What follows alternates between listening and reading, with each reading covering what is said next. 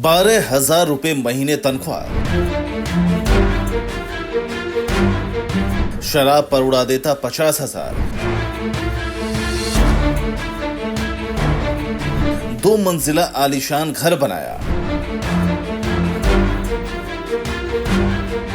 राम नाम की लूट का किरदार। 2 मंजिला इस मकान को देखिए, इसे वो शख्स बना रहा था जिसकी मासिक तनख्वाह महज 12,000 रुपए थी, लेकिन उसने लाखों रुपए खर्च करके अयोध्या के पौष इलाके में 1,000 स्क्वायर फीट जगह खरीदी। फिर 3 महीने के अंदर 2 मंजिला मकान का ढांचा खड़ा कर डाला, जिसने कुछ हजार रुपए की सैलरी में इतना कुछ कर डाला। उसका नाम है लवकुश मिश्रा।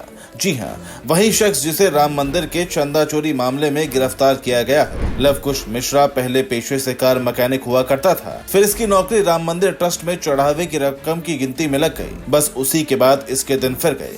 इसने अक्टूबर 2025 में 1,000 स्क्वायर फीट जमीन खरीदी। इसके बाद फरवरी 2026 में उस पर 2 मंजिला मकान का निर्माण शुरू करा दिया। जहां लवकुश मिश्रा 2 मंजिला मकान बना रहा है, वहां के लोग बताते हैं कि लवकुश मिश्रा को देखकर नहीं लगता था कि वो इतने पैसे वाला आदमी है, क्योंकि जब भी मकान का काम देखने वो जाता था, एक पुरानी पल्सर बाइक इस्तेमाल करता था।